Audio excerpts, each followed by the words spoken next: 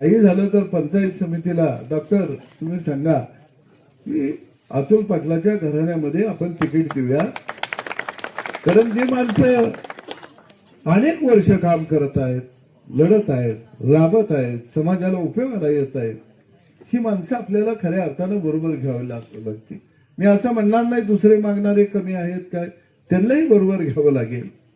परंतु थोडे दिवस नव्याने किंवा नव्या दमाच्या माणसाने काही दिवस जरा वावर तर बघावं, नांगरायचं कसं आहे, उभ्यानं नांगरायचं आहे, आडवं नांगरायचं आहे का, सगळं एकदा त्याचे वरीस दोन वरीस वावरात जाऊन जरा तणकाटी असलं की डॉक्टर जरा बरं असतं, या कळतं हे रान कसं घातीचं आहे.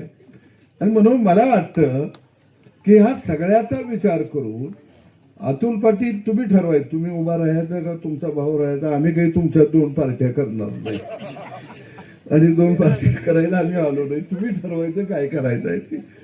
पण मी आमदार महोदयांना सांगेन, सचिन डॉक्टर आलेले बाबालाही सांगा, लक्षात आलं का, की शेवटी ही सगळी माणसं आपल्या जीवाभावाची माणसं आहेत, यांना आपण बरोबर घेऊन जाऊया.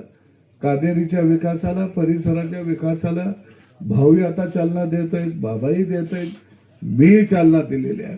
निश्चितपणानं भविष्य काळामध्येही विकासाला आम्ही चालना देऊ. आम्ही तुमच्या सगळे सोबत आहोत. नंदूभाऊ आपण सगळे हातात हात घालून जाऊया आणि यावेळी काही झालं तर वाळवा पंचायत समितीवरती महायुतीचा झेंडा आपल्याला फडकायचा, जिल्हा परिषदेवरती आपल्याला फडकायचा. आणि मला अडचण कुठे येईल असं वाटत नाही. निश्चितपणानं आपण सगळी मिळून कामाला लागलो तर विजय लांब आहे असं मला वाटत नाही. या राज्यामध्ये, देशामध्ये महायुतीचं सरकार आहे. जर जिल्हा परिषद पंचायत समितीच्या माध्यमातून जर निधी याचा असेल, विकास व्हायचा असेल, तर आपल्याला महायुतीच्याच उमेदवारांना निश्चितपणानं निवडून द्यावं लागेल.